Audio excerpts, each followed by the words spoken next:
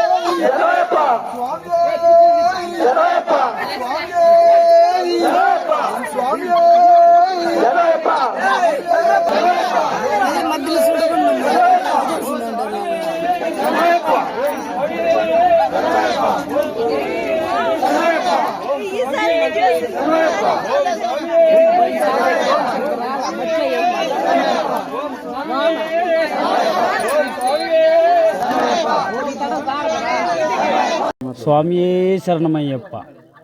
చిత్తూరు జిల్లా తవనంపల్లి మండలం మోదలపల్లి గ్రామంలో ప్రతి సంవత్సరం అయ్యప్ప మాలలు వేసి 41 రోజుల దీక్షతో ప్రతి అంబలం పూజకి కానీ అన్నదానం చేసుకొని ఎంతో సంతోషంతో ఇరుముడు కట్టుకొని ప్రతి ఒక్క స్వాములని పిలిచి అందుబాటులో ఉన్న ప్రతి ఒక్క స్వాములని పక్కన ఊరు స్వాములను పిలిచి అమ్మల పూజకు గ్రాండ్గా చేసి